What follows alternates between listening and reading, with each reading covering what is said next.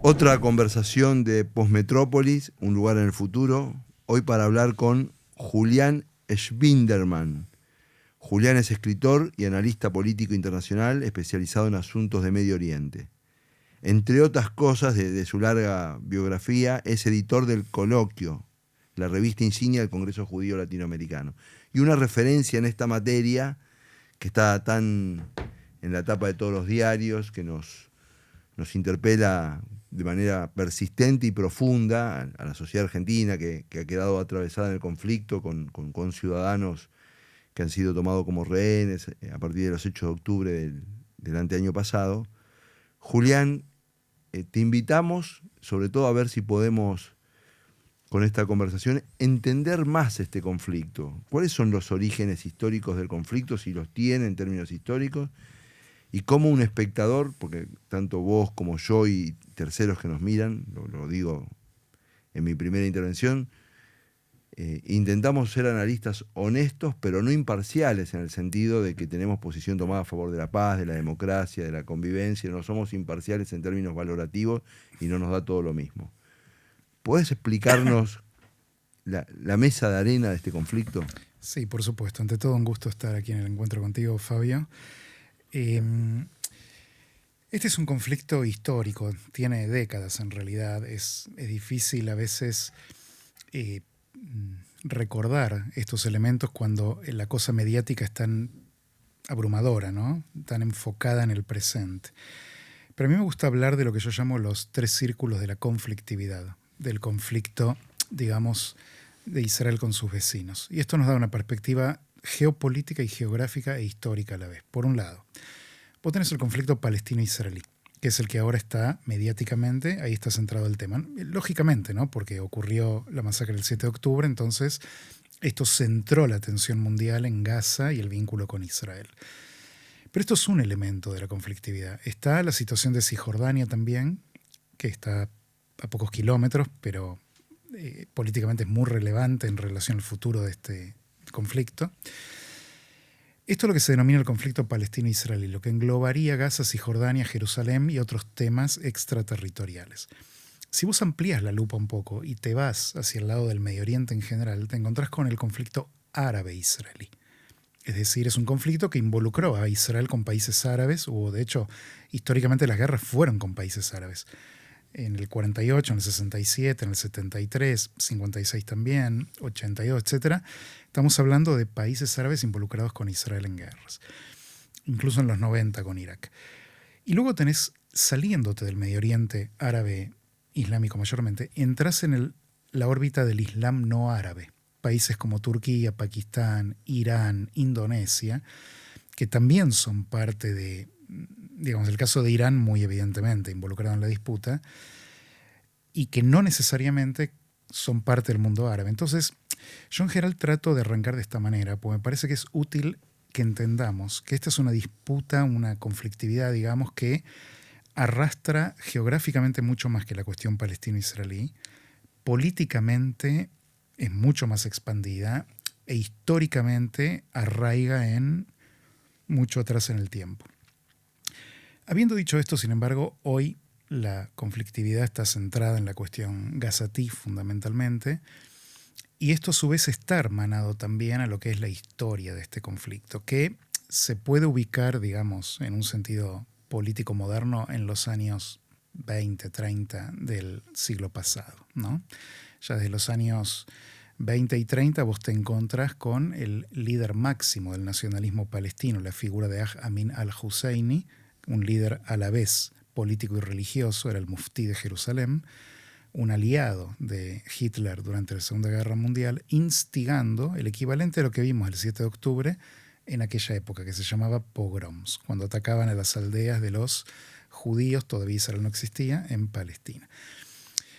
Entonces nada, quizás como un arranque inicial a los efectos de ubicarnos históricamente, vamos a charlar de Gaza porque es lo más apremiante, porque es lo más urgente. A ver, en los 20 y en los 30, eso estaba, después de la Primera Guerra Mundial, estaba bajo protectorado británico. Correcto.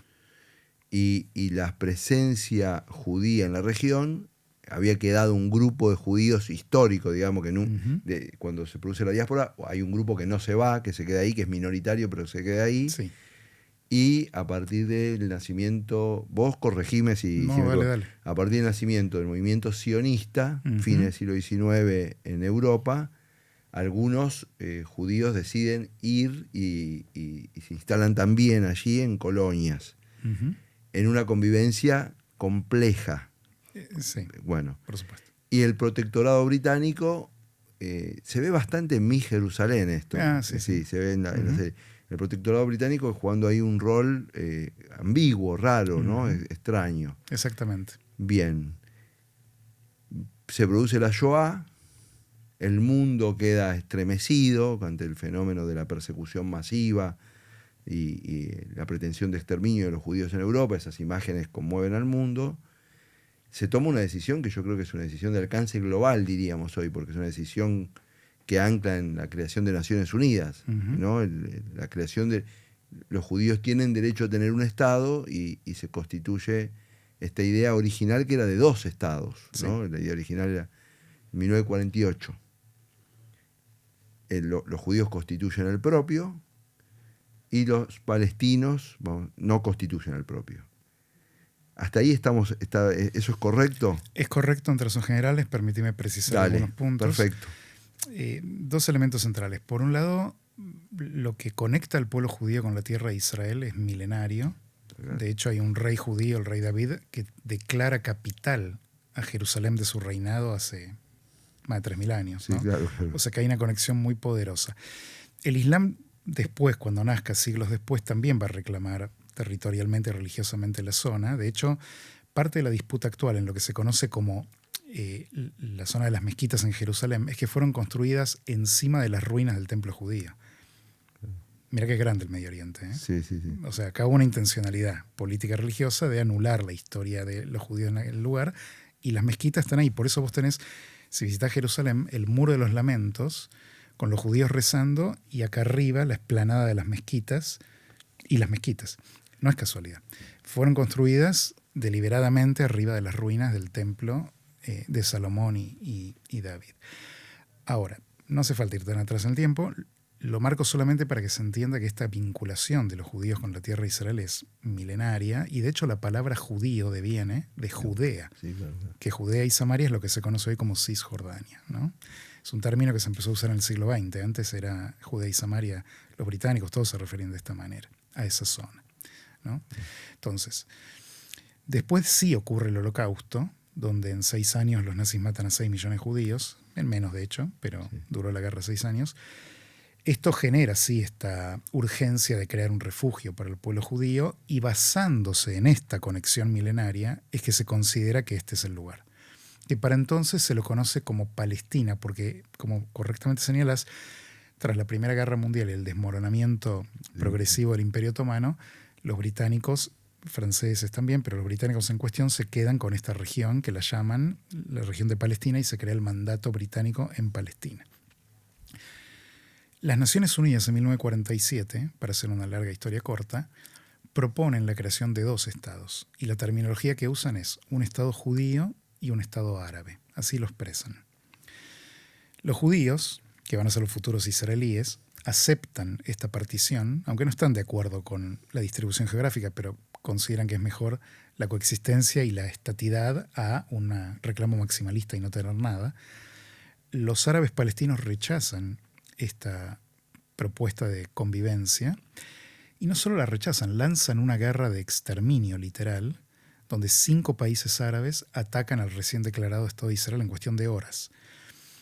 Y la retórica árabe de la época era echar a los judíos al mar. ¿Cómo ahora? Como ahora, es interesante marcar, una profesora de Harvard que se llama Ruth Weiss dijo: querían echar al mar a un pueblo que acababa de ser echado a los hornos. Sí, claro. Porque esto marcó la primera instancia de agresión bélica post Segunda Guerra Mundial. Entonces, nace el Estado de Israel, pero es importante marcar este punto, ¿no? Vos sabés que yo creo que ese momento histórico, un poco porque ya pasaron 70 años, 80 años, Exacto. está un poco más claro, pero ahora te traigo para acá a un Dale. momento que yo tengo menos claro, así que me vas a corregir más seguramente, porque para ajustar. No, se me escapa un poco la fecha, pero sé que a principios de los 2000, creo que en el 2003 o 2004, en cumplimiento de los acuerdos de Oslo, Ujú. el Estado de Israel desaloja la franja, lo que hoy llamamos la Franja de Sí, Gaza. Ahí correcto. había una serie de colonos judíos, Ujú. hoy lo podemos ver porque la televisión lo dejó filmado, el Sí. noticiero israelí salía, y por la fuerza, porque esa gente no quería irse, tanto el Estado como la policía israelí, Tal cual. lo desalojó, entre comillas, como que esa negociación tenía un nombre que era un poco tierras por paz. Sí. Es decir, nosotros nos retiramos, se lo damos a la autoridad palestina y con eso compramos la paz, digamos, vamos a decir así. Y ahí había, porque se ven las imágenes, había invernaderos, Exacto. casitas, pues, bueno. Ujú. Y lo que uno ve tiempos después, que creo que 18 meses después, hubo una elección. La elección la ganó Hamás, por lo menos en la Franja de Gaza, Sí. creo que en Cisjordania no. Así es. Y nunca más hubo una elección. Ujú. Efectivamente. De hecho, yo creo que los únicos palestinos que votan en el mundo son los palestinos que son ciudadanos israelíes. Tal cual. ¿No? Que en Israel votan. Así es. Pueden oponerse a Netanyahu.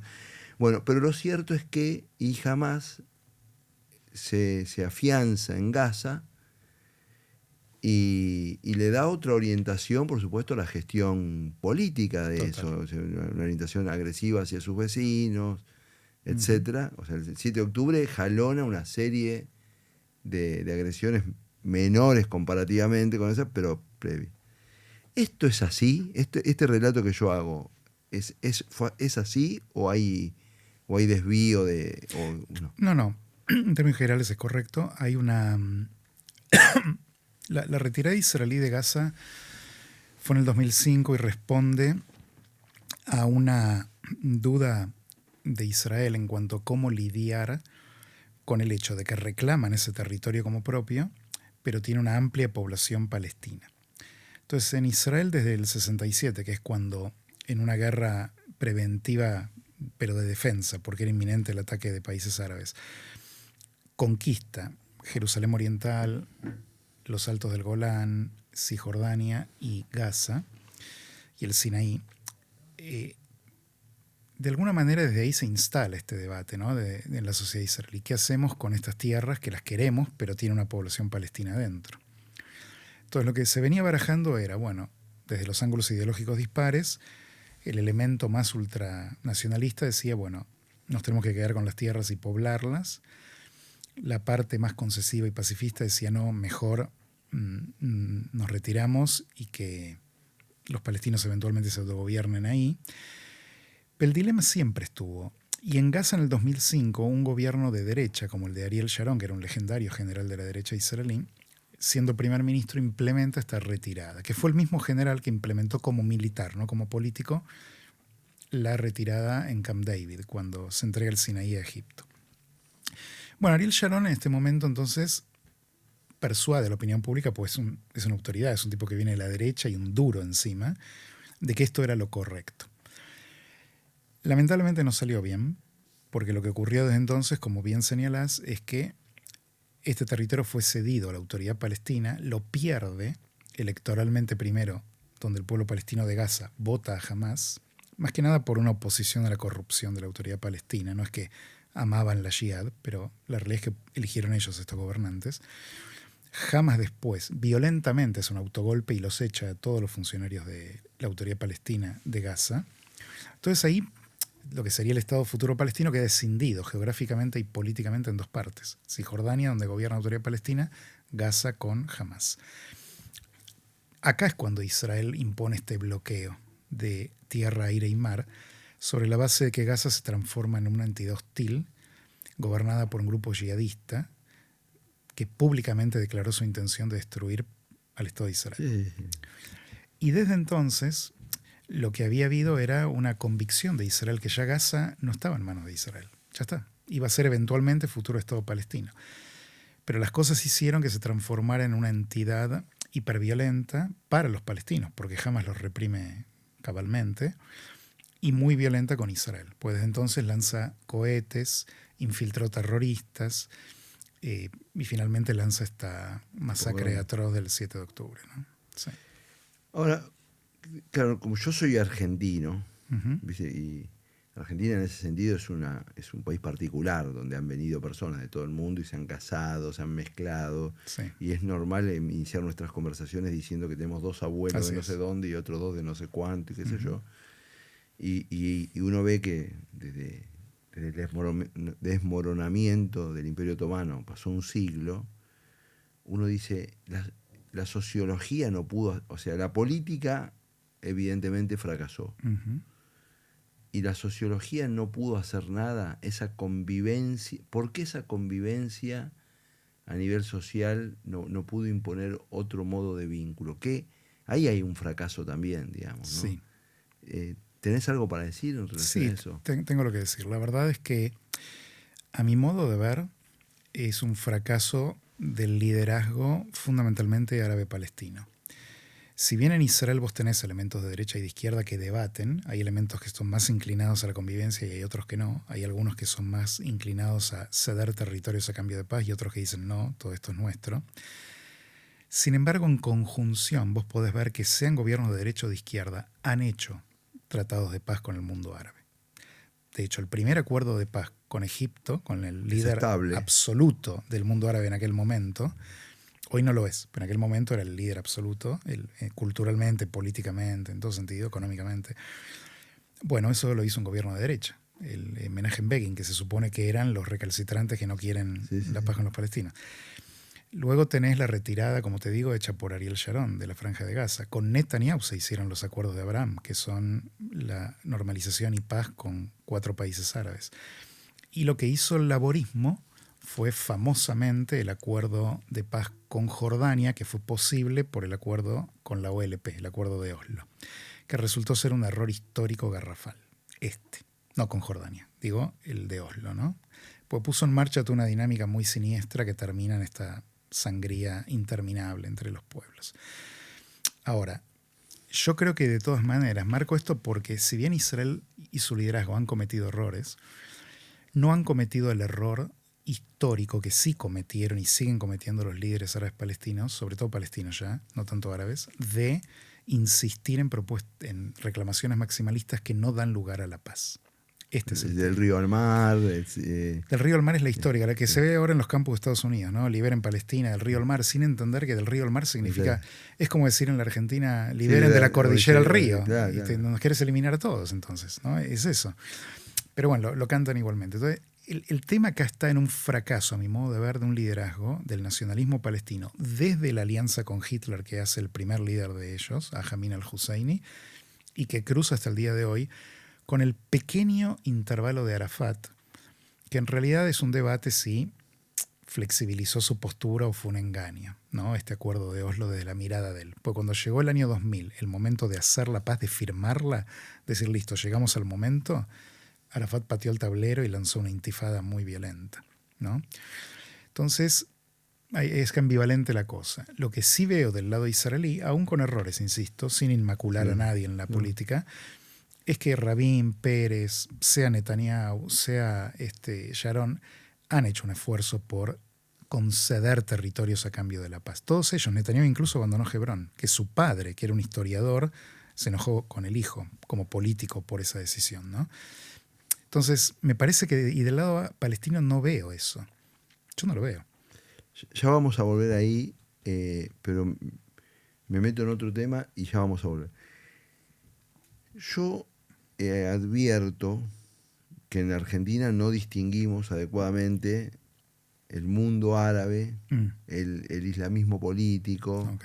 el islamismo fundamentalista, no sé, te Está quiero claro. decir, son como categorías que se nos mezclan todas, ¿no? Sí. En- y es delicado porque me parece que esta reacción maximalista del río al mar, Hamas, etcétera, expresa pienso que expresa un pequeño porcentaje de la población árabe, que en general y la mayoría de los árabes seguramente no se deben sentir representados por Hamas. Quizás es una ingenuidad de mi parte, aunque no esté de acuerdo con lo que ellos piensan en relación a la mujer, Seguro, seguro. etcétera, etcétera, pero de ahí al exterminio, a la confrontación permanente, etcétera. ¿Nos podés ilustrar un poco qué es, cómo una religión como es el islamismo, cómo tiene esta faz política y cómo se construye el Por islamismo supuesto. político. Primeramente hay que distinguir lo que es el mundo árabe del mundo islámico, pues no es lo mismo.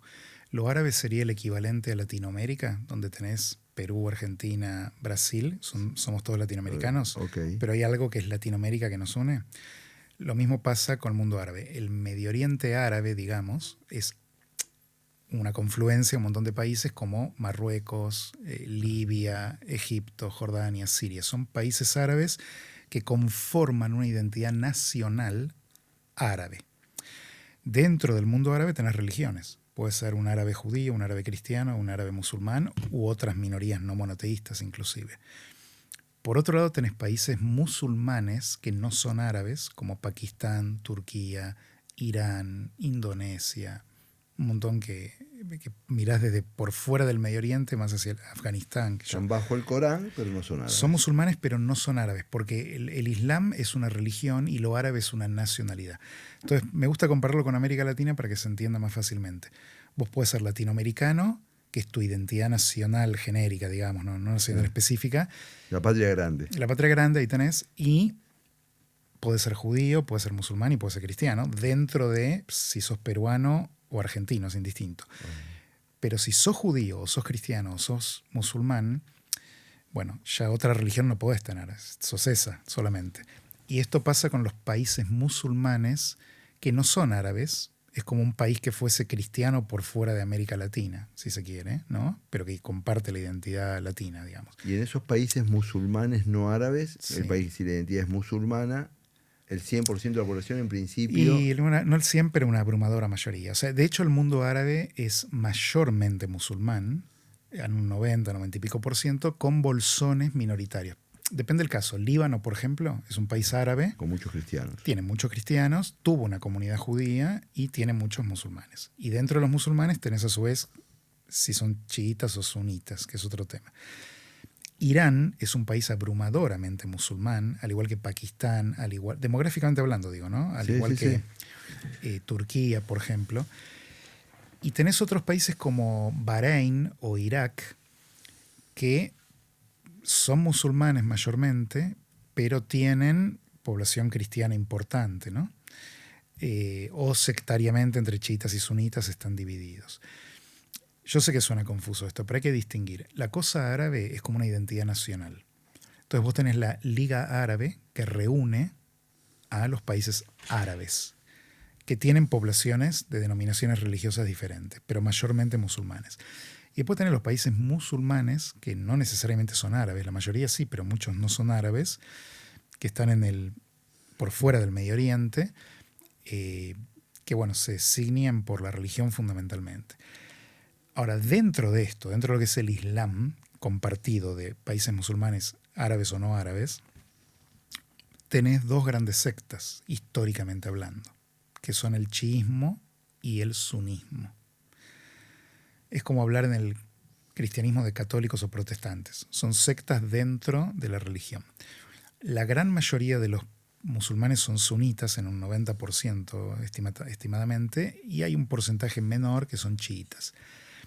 Y acá se da una geopolítica de la religión, porque por ejemplo Irán, que es un país donde la mayoría del pueblo y el gobierno son chiitas, como Azerbaiyán, pasa que no es un país árabe, no lo quiero meter, es prácticamente el bastión del Islam chiita, Irán, y por eso tiene estas confrontaciones con el mundo árabe, musulmán, sunita. ¿Está? Es complejo el tema. Te hago una pregunta. ¿Es popular en esos países cuando el gobierno, cuando la política de esos países decide atacar a Israel? Uh-huh. Lo voy a simplificar en la idea de atacar a Israel. Dale, sí. ¿La popularidad del gobernante sube o baja? Es una excelente pregunta. En Irán baja.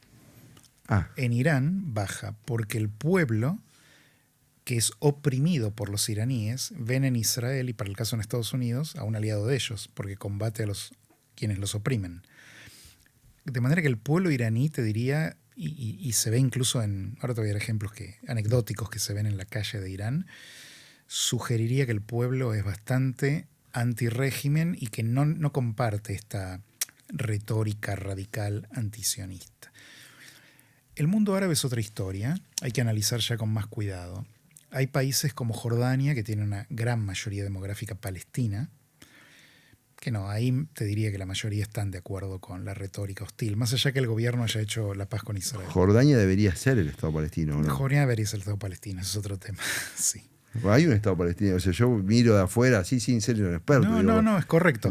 Esa posición está analizada a la derecha israelí, pero históricamente hablando es correcto, así es. Cuando nada menos que Winston Churchill, que era un prosionista absoluto, sin embargo fue quien como gobernador colonial británico corta la propuesta británica hecha a los judíos, la territorial, y les da a la monarquía hashemita Jordania, que se llamaba en ese momento Transjordania, porque estaba del otro lado del río Jordán, y de este lado quedó lo que hoy es Cisjordania y el Estado de Israel. Bueno, en aquel momento la derecha dura israelí y judía, la judía, ¿no?, ante Israel, planteaba, este es el Estado palestino, ya lo tienen, listo. Porque así fue históricamente. Pero quedó politizada hoy toda la manera de ver eso. Pero te decía, Jordania es un país que es una monarquía que, como todas las monarquías de incluso los países del Golfo, dependen mucho de que al pueblo le esté yendo más o menos bien o esté más o menos reprimido. Es una combinación de cosas. Los países del Golfo están creciendo económicamente y el pueblo también. Entonces ahí un poco la manejan. Jordania tiene un gran equilibrio muy delicado con una gran mayoría palestina. La reina es palestina, de hecho, la que se casó con Abdullah, el actual rey. De manera que en el caso de ellos la opinión pública va muy de la mano de la retórica hostil a Israel. Aunque preserven la paz, no hay calidez entre pueblos. Egipto otro tanto, y yo recorrí estos países en su momento, Jordania, Egipto, viajé a Turquía, para el caso a Gaza y Ramallah, y lo ves incluso en la calle. Me acuerdo en el caso de Egipto, que lo sé como historiador, pero todavía una anécdota pues fue palpable. Yo viajé con un colega chileno que era cristiano, ¿no? Cruzamos por Rafa, que ahora está de moda el nombre, por ese paso transfronterizo, pues en ese momento era previo a Hamás, se podía, no era peligroso, digamos. Y el oficial egipcio de frontera a mi amigo le dice "Welcome to Egypt" y le sonríe, y a mí me devuelve despreciativamente el pasaporte. Y hay otras anécdotas que no viene el caso ahora de distraernos, pero en el Cairo mismo con nuestro taxista, con actitudes también sumamente locas en la situación. Yo creo que, salvo Irán, me temo que el mundo árabe, descontando los que ahora normalizaron como Emiratos Árabes Unidos o Bahrein, que han hecho una campaña educativa a favor de la paz importante, mucho del mundo árabe todavía está como que sigue la retórica de los líderes, ¿no? Tenés como, hay que distinguir en dos camadas. Los primeros que hicieron la paz con Israel, aunque te parezca mentira, son los más hostiles a Israel. Y los nuevos son mucho más flexibles a nivel población. Porque esto tiene que ver con cómo educaron los gobiernos a sus pueblos durante décadas. Y los árabes ahora hicieron un cambio, los del Golfo. Empezaron a diversificarse del petróleo, a tratar de generar turismo internacional, a generar alianzas militares importantes con Israel. A diferencia de Egipto, que históricamente clamó un rol de liderazgo regional y vio a Israel como un competidor militar, económico, político, cultural, en todo sentido, los países del Golfo no. Ellos ven en Israel un aliado, alguien que contiene a Irán, que es un enemigo chiita de ellos. Los acuerdos de Abraham se explican por esta lógica geopolítica, porque vieron cómo Israel confrontaba de una manera que ningún otro país se atrevía a hacerlo con Irán, ¿no? Entonces, tienen aparte otra mirada. De la apertura económica, me parece también que venga gente que o sea, normaliza cosas que en las economías más cerradas. Por supuesto. Sin embargo, es verdad lo que decís. Lo que pasa es que es una premisa que en el conflicto no funcionó. Vos fíjate que Shimon Peres, por ejemplo, en su libro famoso del Nuevo Medio Oriente, él plantea que sí, es una mirada materialista entre marxista y capitalista. Sí, claro. Entre marxista y capitalista, te diría, porque por un lado tiene una premisa de que la economía domina todo, que no de alguna manera nos lleva atrás, pero por otro lado está fomentando el libre mercado, es decir, una interacción de Israel integrado económicamente al mundo árabe y que esto iba a suavizar las tendencias belicistas sobre la base que es un interés económico paréntesis, mirándolo de afuera, ¿no? Sí. Si uno mira de afuera, la capacidad tecnológica de Israel, la disponibilidad de recursos naturales de los países del Golfo y el mercado, dice, esto se ponen de acuerdo Sí. y China tiene un problemita. Sí, digamos. debería. No, bueno, uno lo mira afuera y dice, pero acá hay una posibilidad, o sea, está bajo el registro de la hipótesis bélica y de la tensión Sí. permanente, pero las condiciones, digamos, de que eso sea una región poderosa económicamente, protagonista, existen. Por supuesto que sí. Por supuesto que sí. Acá el tema es, vos me preguntabas antes por el sentimiento popular en relación al liderazgo, ¿no? Y vos fíjate, un dato duro. Hamas hizo esta masacre en octubre del 23. Murieron Mataron a más de 1.250 israelíes. Y unos 200 rehenes. 251 rehenes y miles de heridos, ¿no? Y ingresaron unos 5.000 terroristas, muchos de ellos fueron abatidos. Ahora, en aquel momento, en diciembre, hubo 2 encuestas. Una hecha por una consultora árabe y la otra por una consultora palestina. Todavía se podía encuestar, no era lo que hoy es Gaza. Y las 2 mostraron que el 75% de la población civil palestina apoyaba la masacre. Es un dato duro. Apoyó la masacre. Yo publiqué en Perfil un artículo sobre este tema. Las 2 encuestas citándolas, una asentada en Ramallah y la otra en Mundo Árabe. Entonces, acá hay un problema, porque acá ves un pueblo que mayormente apoyó una masacre catastrófica. Ahora, ¿significa esto que todo el pueblo palestino, ese 75% que apoyó, está de acuerdo con la eliminación de Israel? No sé. Vos sabés que cuesta admitirlo, pero, yo lo creo, pero hay que ver los números. Yo lo creo perfectamente. Fueron encuestas árabes. Yo no sé tu edad, pero yo, por mi edad, viví con plena conciencia la guerra de las Malvinas, por ejemplo, y para mí es el ejemplo claro de un estado de situación. No se puede comparar una situación con la otra, ¿no? Porque el reclamo argentino es legítimo, lo que fuera, pero en un momento determinado una dominancia de la opinión pública donde yo creo que el que quería opinar, que tenía no se podía correr ni un milímetro, y los medios, y entre lo festivo, lo bélico, lo chauvinista, lo folclórico, y yo en esa época tenía 18 años y siempre me acuerdo, digo, ¿cómo puede ser que una sociedad en un momento determinado pasen durante 60, 90 días una situación y de repente es como que un globo que se rompe? Bueno, yo, en el caso del conflicto sobre el que estamos hablando, asentado en probablemente décadas y décadas de transmisión transgeneracional de prejuicios, etcétera. O sea, no es claramente no es sencillo desarmar este prejuicio, conflicto. No es fácil. Mira, vos sabés que yo publiqué un libro en el año 2002, que lo empecé a escribir en el 2000, antes de que colapse el proceso de paz. En Jerusalén lo escribí, donde se titula Tierras por paz, tierras por guerra. Fue mi primer libro, un libro de unas 500 páginas donde advertía que terminaba en guerra el proceso de paz. Antes de Camp David, antes de todo.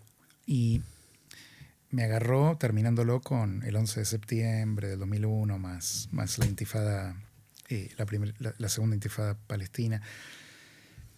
Y en aquel momento, un énfasis que yo marqué en ese libro era, ojo con la educación, porque como vos educas a jóvenes, a niños, estos niños después, 20, 25 años después, son adultos y 10 años después son líderes. Y lo que te entra como idea en la infancia es muy difícil removerla. O sea, realmente requiere una actitud cambiar una idea propia, ¿no? A todos nos pasa, no es fácil. Ahí está el sesgo de confirmación, los neurocientistas nos lo explican claramente. Pero imagínate vos, entonces, olvídate de la Argentina del 82, porque después vino el 83 y entras en una época de mayor libertad, podés quizás con el tiempo entrar a debatir algún tema históricamente en una situación de democracia. Quería mostrar el clima. No, está clarísimo. Yo tengo 5 o 6 menos que vos, por lo que veo, pero recuerdo el clima también. Pero vos fíjate una dictadura, porque todo el mundo árabe islámico son o monarquías absolutistas o dictaduras, no hay democracias en la región, salvo Israel. Que esté bajando la línea oficial todo el tiempo, como con la época de Galtieri, bajando, y no hay chance de desafiar esa línea. Y sos un niño que se educa, los judíos son usurpadores, colonialistas, dominan la economía, no quieren matar a todos. sos adolescente, te invitan a que vayas a las manifestaciones a quemar banderas israelíes. Entras en la adultez y jamás la Yihad Islámica, Al-Qaeda, quien sea, te empieza a seducir, che, mira, tenemos que liberar la usurpación colonial americano-judía. Ya está, tenés la cabeza totalmente podrida. Entonces hay todo un elemento, una gran parte de la población que está radicalizada, se meta o no en el terrorismo, digo, ¿entendés? Ya ideológicamente no tuvieron nunca el contraste, no tuvieron, por decir algo, Sí, otra Página fuente, 12 otra, y La Nación. otra No fuente tuvieron de información, eso. claro, está No claro. tuvieron eso. Ahora, una parte de este conflicto se juega extraterritorialmente. Sí. En la opinión pública norteamericana, en la Ujú. opinión pública europea, en la opinión pública Absolutamente. de cualquier otro lugar del mundo. Y a diferencia de otras décadas, en los últimos meses,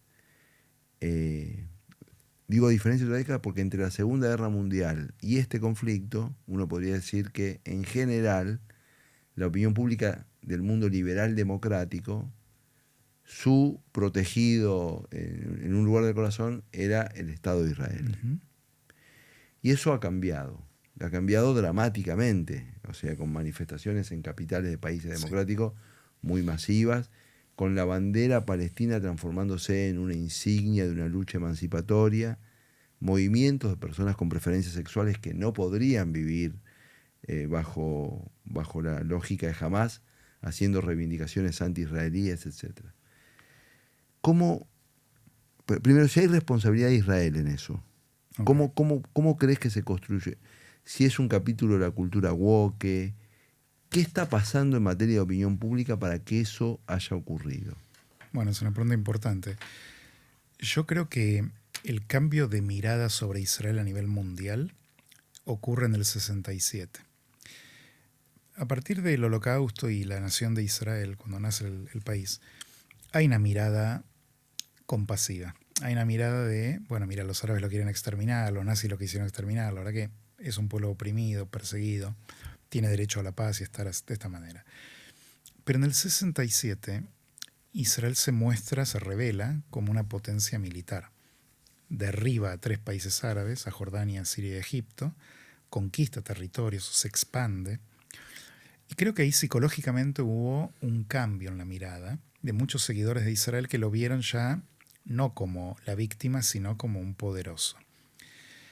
Y ahí cambió un poco la ecuación de percepción, no de realidad, de percepción, respecto de quién es David y quién es Goliat en esta guerra, en este conflicto.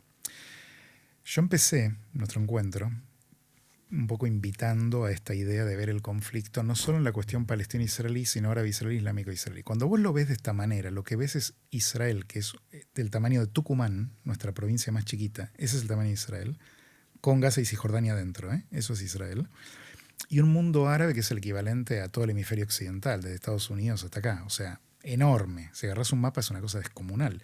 Israel es, o sea, la relación es 1.200 millones ahí. 500 veces más grande el mundo árabe que la tierra de Israel.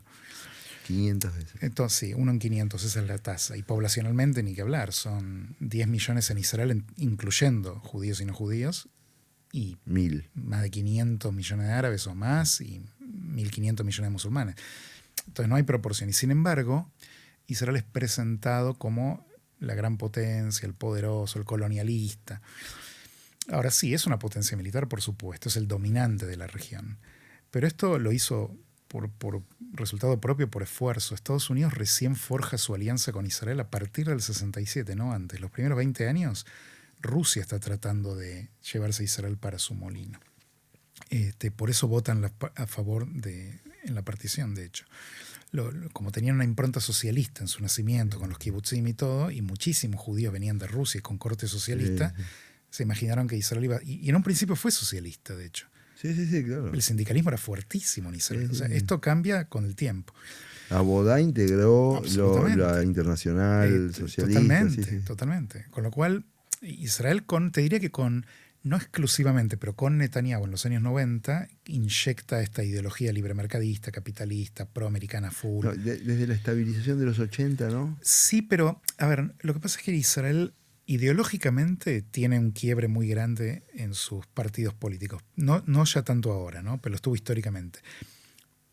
Económicamente, explica eso porque... ahora lo digo. Dale. Económicamente, sin embargo, hay un consenso. O sea, en los años 80, cuando Israel estaba hundido, con hiperinflación y un desastre económico, dicen, bueno, las partes se juntan, hay un consenso nacional de cómo hay que seguir y ya dejan la discusión si es socialismo o si es capitalismo. ¿Entienden? El mundo va para acá y van para ahí.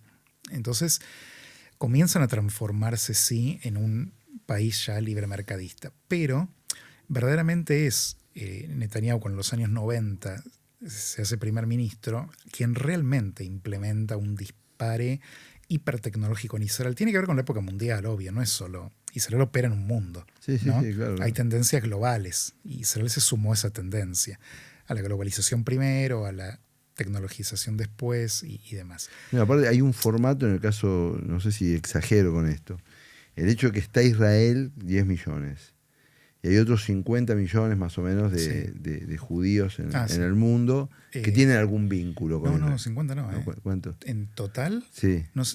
13 millones. No se llegó a 10 15 adentro. millones. No se llegó a los números previos al holocausto. O sea, todavía no se recuperó. O sea que estamos en 25, 10 y 15. Tenés más o menos, un poco menos. Hay aproximadamente, porque hay que mirarlo, vos lo estás planteando en términos de israelíes y yo te hablo de judíos. Ah, ok. Dentro de Israel hay 10 millones en total y debe haber entre 7 y 8 millones de judíos. Y en la 10 por otro tanto, está por ahí. Ok. Pero son personas que tienen un vínculo intenso con ese Estado, un vínculo de los clubes, de las relaciones, de las asociaciones políticas, etc. Sí. Entonces, de alguna manera, está globalizado de hecho. A eso me refiero, a un nivel de que hay una red que quizás otros estados no tienen, digamos. No, de ella. Bueno, ojo, pasa con diásporas los libanesas, Armenia, española, italiana, china. Va a pasar con Argentina si seguimos así. De hecho. Sí. También, sí. Sí, pero bueno, perdón. No, lo que te... ahí hay un punto, este tema de la línea... Este tema del alineamiento que vos planteás, que yo había perdido el registro entre la Segunda Guerra Mundial y los 60, esta idea de que Israel es como un socio estratégico de los Estados Unidos, etc. ¿Cómo juega hoy la disputa China, Estados Unidos en este conflicto? Y si China, ¿qué pinta China en este conflicto? Bueno, China es, geopolíticamente hablando, el gran competidor por la hegemonía mundial con Estados Unidos. A diferencia de Rusia, tiene con qué competir, porque tiene una economía importante, una masa, territorial Rusia tiene, pero con gente hipercalificada y con un crecimiento político y económico sostenido por décadas, ¿no? Desde que Mao es dejado de lado y los sucesores dicen, bueno, vamos, como dice un autor, mantienen al santo pero repudian al evangelio. Es decir, lo siguen idolatrando a Mao, pero se orientaron para el capitalismo por completo. China viene con un avance y consolidación local, regional, continental e internacional que es asombroso. Xi Jinping la está rompiendo un poco por su hiperpersonalismo, pero la verdad es que venían en una diagonal ascendente increíble. Ahora, en el Medio Oriente China tiene intereses claros, busca alianzas, tiene intercambio comercial importante con Israel, muy importante, chequeado por Estados Unidos, que les va frenando esa interacción, pero políticamente no es un aliado de Israel. En Naciones Unidas vota siempre en contra, es aliado fuerte de Irán y de Rusia. Entonces, claramente está del otro campo, ¿no? Políticamente hablando. Pero es un país que tiene un interés económico, que lo combina con lo político, pero tiene un interés económico. Y en lo económico puede vincularse bien a Israel. Y de hecho ha hecho acuerdos importantes. Dependiendo en qué área se mete, Estados Unidos le aprieta el brazo a Israel para que no le dé tanto lugar a China. Esto es lo que viene un poco pasando. Pero políticamente hablando es un antagonista a Israel absoluto. ¿Hay un genocidio en Gaza? No, no lo hay. Primeramente, desde el punto de vista legal, empecemos por ahí, después del punto de vista fáctico, vamos a ver que de ninguna manera lo hay. Legalmente, una definición de genocidio estándar significa que tiene que existir la intención de eliminar de manera total o en parte a un grupo, una etnia, un pueblo, una nación. El 6 de octubre, ¿Israel tenía intención genocida? ¿Tenía planeado invadir Gaza tras 18 años de haberse ido de ahí y matar al todo el pueblo palestino? ¿Tiene intención de matar al pueblo palestino en Gaza y no en Cisjordania? ¿Cuál es la lógica? Por supuesto que no hay ninguna intención genocida. Y los números, de hecho, desmienten el alegato infundado del genocidio. Fíjate, Hamas dice, que es el equivalente a decir que Al-Qaeda dice o Hitler dice, ¿no? Que hubo 60.000 muertos palestinos, que no distingue entre combatientes y militantes terroristas. Los terroristas, de hecho, visten de civil, con lo cual está todo mezclado ahí. Lo que no considera son las muertes naturales de gente que muere por causas naturales más allá de que haya una guerra, y no considera a los palestinos que el propio Hamas mató con intención o por accidente con misiles que caen en Gaza, o ejecutando disidentes políticos o los que acusa de colaborar con Israel, lo que fuere. Israel dice, y si le creemos a Hamas le tenemos que creer a Israel, que mató a aproximadamente 20 o 25.000 terroristas. Es decir, de los que mató son esos terroristas. Entonces, si vos tomás los 60.000 que dice Hamas, le sustraes las muertes naturales y los muertos accidentales o deliberados, y comparás con los 25.000, te da una tasa aproximadamente de 1 en 1. Es decir, que por cada terrorista que Israel mató, ocasionó un civil muerto. Esto es lo más bajo que podés encontrar en cualquier contienda moderna en la historia.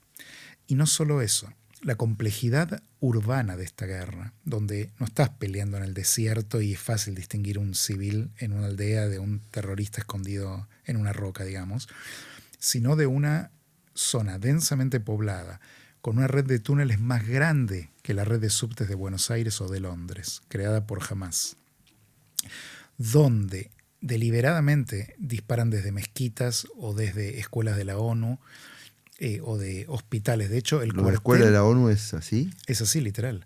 Ahora lo vemos. No solo eso, ¿sabe dónde estaba el cuartel general de Hamas? En el primer subsuelo del hospital Shifa, que es el más grande de Gaza. Entonces, este nivel de complejidad forzó a Israel a el máximo empeño en distinguir civiles de terroristas, donde no es fácil distinguirlos. Aún así te dio la tasa de civil por terrorista muerto más baja de la historia moderna. Con lo cual, no, genocidio no hay. De hecho, Israel tomó la precaución, como ningún otro ejército en el mundo lo ha hecho en la historia de los combates modernos, de comunicarse por llamados telefónicos, por mensajería de texto, por WhatsApp, lanzando panfletos por televisión al pueblo palestino para decirles qué zonas iba a atacar para que se retiren del lugar. Ha lanzado misiles precisos para tratar de matar específicamente a líderes de Hamas y no dañar a la población palestina. Ahora, lo que hay que admitir acá, Fabio, y esto es importante que la opinión pública lo comprenda, en las guerras muere gente. Eso está claro. Y en las guerras mueren inocentes, y mueren niños, y mueren mujeres, mueren ancianos. Esto no significa que hay un genocidio. Significa que está muriendo gente que son lo que se llama tristemente las bajas colaterales de la guerra. Pero cuando Churchill atacaba a los alemanes, a los nazis en Alemania, murieron en la combinada. Estados Unidos mató más de 1 millón de civiles alemanes. Eso no lo hace genocida. ¿No? O sea, es importante entender esto. Ahora, yo advierto que hay un déficit en lo que podríamos llamar el mundo democrático.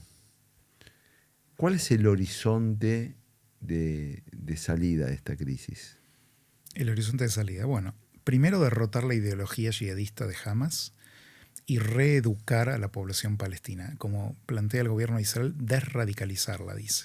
Porque lamentablemente hay todo un elemento de Hamas que puede reclutar todavía. Hoy en día lo está haciendo. Está todavía reclutando terroristas, ¿no? Entonces, es muy importante desradicalizar a la sociedad, desmilitarizar Gaza para que nunca más vuelva a ser una amenaza existencial para Israel. Y, por supuesto, eliminar el liderazgo de Hamas para que no sea una fuerza política en Gaza. Pueden exiliarse o... Pero igual ahí te quiero decir una cosa. Yo, sí. Mi fuente va a ser... Yo miré Fauda, Uh-huh. ¿no? Que es descorazonador verla. Sí. Porque... Y una de las cosas que a mí más me sorprendió es estos jóvenes palestinos en Bélgica, en Francia, en Alemania, con carreras universitarias, mujeres trabajando en posiciones importantes en ciudades capitales occidentales, sin velo, con emancipación profesional, etc. y por algún mandato familiar o por alguna relación o por el patriarcado o por lo que fuera, Sí. volviendo a reagrupar y a integrarse a procesos políticos violentos. Yo lo miraba y digo, el guionista acá me mató porque vos veías esa historia y decís, ¿cómo una persona que vivió 5, 8, 10 años en Berlín o en Bruselas y que no le debía pleitesía a nadie, va y se pone bajo la sombra de su suegra? Bueno, Para sí. simplificarlo. ¿Qué pasa ahí? Lo que pasa ahí es la ideología. Lo que pasa ahí es que no hay que subestimar el poder de la ideología en esta cultura, donde realmente hay una seducción de parte de una retórica de líderes religiosos sobre todo, que imbúen a los jóvenes con esta idea de que los musulmanes son los oprimidos y los occidentales y los israelíes o los judíos y los americanos los opresores. Entonces, como son sociedades que están frustradas, son sociedades de mucha opresión sexual, cultural, económica y política, tienen ahí un canal de ventilación de toda la energía, todo el odio, toda la furia que esto genera, lo refocalizan hacia los culpables ficticios. Lamentablemente la ideología de la Shia es muy fuerte, es histórica en el Islam, no significa que todos los musulmanes la compartan, pero es histórica. Estamos hablando, Mahoma lanza la primera Shia, o sea, estás hablando de algo que lleva siglos, no es nuevo. 1500 años, claro. Tiene mucho, es verdad. A ver, hay todo un debate, qué sé yo.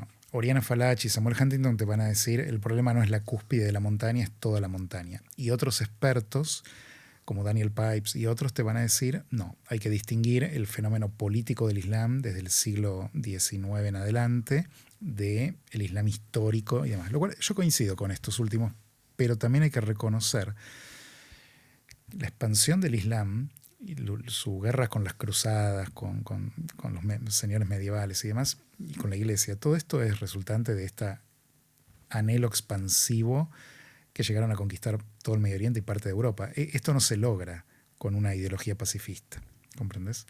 Entonces, también hay que entender que históricamente sí hubo una inculcación intrageneracional de que la Shia, más allá de que pueda ser algo espiritual interno, también es la manera de expandir las fronteras del Islam hacia las zonas donde ellos no gobiernan.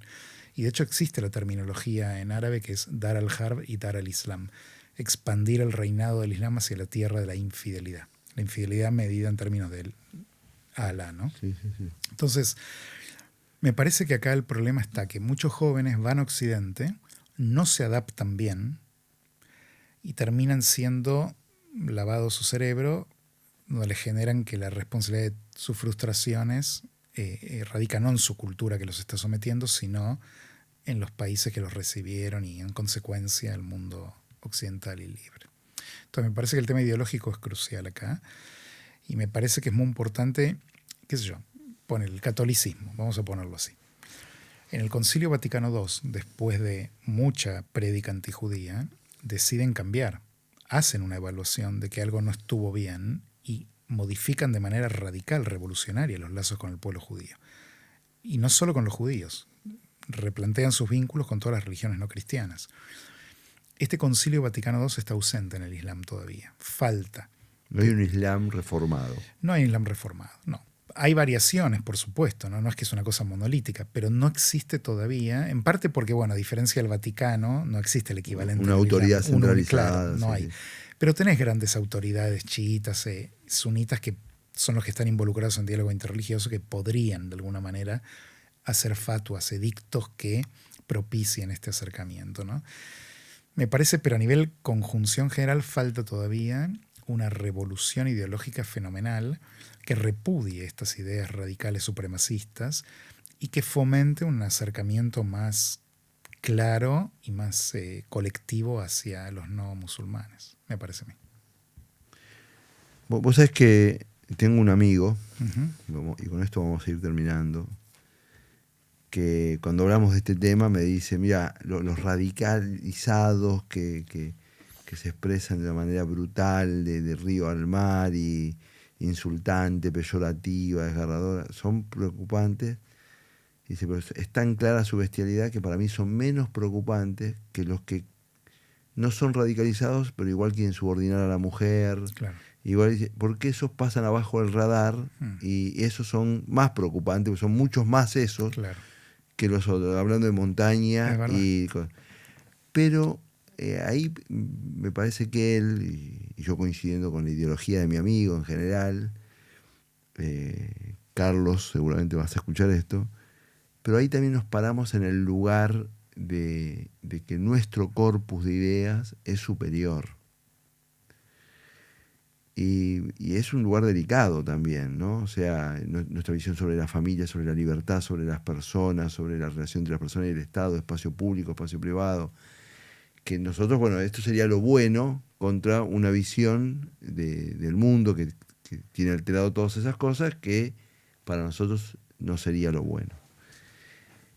¿Está en juego por detrás de este conflicto una lucha de visiones? Definitivamente. De hecho, Huntington lo expresó en términos de choque de civilizaciones y después se habló de choques de culturas, para que suene menos duro el tema.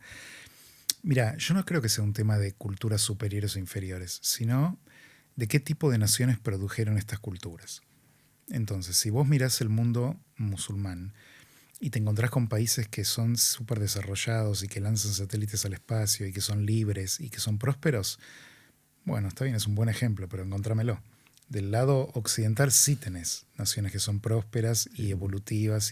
Luchan contra la enfermedad, aumentan la expectativa de vida. Entonces es un tema de, no se trata de superioridad e inferioridad, sino de qué naciones producen estas culturas. Hay una que parece que quedó estancada y hay otra que ha prosperado. A ver, hay excepciones a la regla. Los países, las monarquías musulmanas del Golfo Pérsico, bueno, están dando un cambio cultural fenomenal. Pero fíjate que el cambio, Mohammed bin Salman, que es el rey, el príncipe, digamos, heredero de la monarquía, que en algún momento va a ser el líder, él descuartizó a un periodista disidente en un consulado en Estambul, no sé si recordás. Él es el reformista que permite a las mujeres manejar y salió del país sin la autorización de un hombre de la familia o ir a participar en estadios a ver eventos deportivos. Él es el reformista. Él es el reformista. Entonces, acá hay que entender algo. Yo antes hablaba de la cultura y de cómo el tema de la ideología está centrado en la cultura, en el Islam, es muy fuerte. Y acá, sin embargo, si me permitís profundizar un poquito en lo que decís, se corre el riesgo de caer en un problema de relativismo cultural, okay, que es la otra contraparte del absolutismo cultural, que sería, ok, respetemos la cultura, pero ¿cuál es el límite? Sí, suponete que en esa cultura apedrean a las mujeres. Sí. Suponete mutilan genitalmente, o suponete que como en Irán, literalmente, esto no es ficción, es literal, cuelgan a los homosexuales de grúas en el espacio público. Como termina la segunda temporada de Homeland, no es ficción de Hollywood, es literal, los cuelgan de las grúas. ¿Qué haces? ¿Decís que esa es su cultura y hay que respetarla? Entonces, yo no iría por el lado de superioridad y inferioridad, sino... Si me dejas que te haga una pregunta. Sí. Para ajustar el dato, porque lo tengo medio suelto. El ataque del 7 de octubre es en las vísperas de un acuerdo entre Israel y Arabia Saudita, de un acuerdo marco de económico, comercial, etcétera, que estabilizaría ese vínculo entre un país árabe importante e Israel. ¿Fue así? Algo así. No eran las vísperas, pero sí claramente había una dinámica de que Arabia Saudita podía ser el próximo miembro de los pactos de Abraham o crear un marco diferente de normalización para Arabia Saudita. Efectivamente, el 7 de octubre en buena medida lo que busca es reinstalar la causa palestina en la opinión pública fuertemente, volver a trabar la dinámica de geopolítica de normalización que se había dado de Israel, integrándose al Medio Oriente árabe sunita sobre todo, y quebrar todo prospecto de paz palestino-israelí también. Lograron todo en ese sentido. Arabia Saudita ahora está alejada, la paz está remota y la cuestión palestina está instalada como lo central de la política mundial.